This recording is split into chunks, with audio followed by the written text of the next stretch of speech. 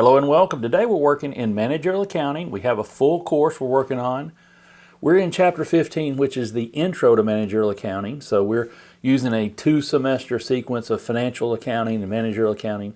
So we're working on problems here where we're going to do direct materials used. Hey, if you're new, my name is Jeff from Finally Learn, and I'm teaching accounting and finance on this channel. So please like, comment. We'd love for you to subscribe. So let's get started. Let's say Samco has the following costs for the current year. And we have two things we're going to do, but it's exactly the same thing, just two different ways to do it. We're going to calculate direct materials used by using the formula, or direct materials used by using the T account. So here's our given information. I've got inventory information. Remember, I've got materials, work in process, and finished goods. So these are the three different stages or levels of inventory. We have beginning and ending because it's inventory accounts. And then we have cost. We have materials purchased, direct labor used, indirect labor used, depreciation, utilities. Now, we only need direct materials, so we're only going to use this first line and then this line here. We're going to use these numbers and these costs for the next little problems. We'll have a series of problems using the Samco company, but all we need right now is direct materials. Now, let's take a step back. Let's remember what we know about all these costs. Remember, we have direct materials, direct labor, and overhead going into work in process, finished goods, cost of goods sold. So that's what we're trying to do in this chapter and make sure we understand what's going on. So now it says use the T account. We're going to use this T account right here, direct materials. So let me show you what we have. We're going to take the formula.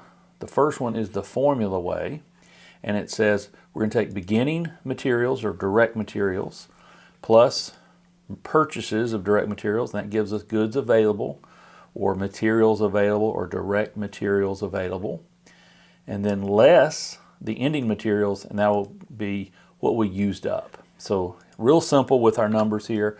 Our beginning materials are 5,100, and then we purchased another 144,800 materials purchased or direct materials purchased, and that's going to give us goods available, and our goods available here 149,900.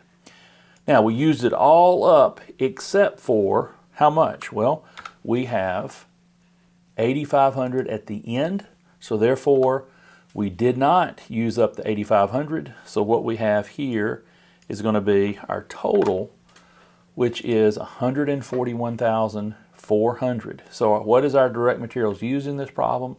141,400. Now, you have all this information. We really only needed that first line and this first line here. We're going to need it to do cost of goods manufactured and figure out labor and overhead and things like that. But that's all we need when we need direct materials used. Now, what if we did it in a T account way? Now, a lot of times, if it were me and I just need the number without having to kind of show my work or whatever, then I would do it this way. I would say, do a T account for materials or for direct materials. And so you would have here beginning direct materials, and then you have purchases of direct materials, right? And then you end up having ending direct materials. And then on the credit side, you would have direct materials used. So you can kind of see how it gets started.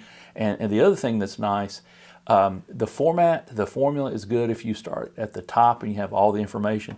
But what if you have direct materials used and you're trying to figure out what was beginning?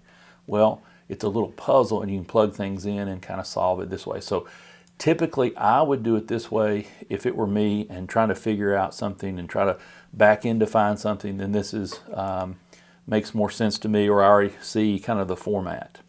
Beginning direct materials, let's go to the very top, is 5,100, and the ending, let's do the ending while we're there, is going to be 8,500. So we know that. Now, how much materials did we purchase? We purchased 144,800.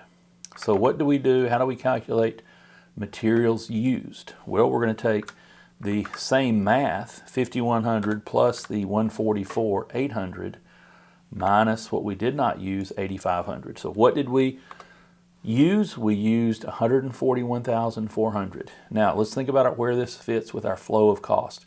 We're going to take this direct materials used and it goes into work in process. So we would actually make an entry, debit work in process, credit materials, for, in this case, 141,400. So this is the first of our videos in this chapter where we're working on problems. So please like, comment, subscribe, and we'll see you on the next video.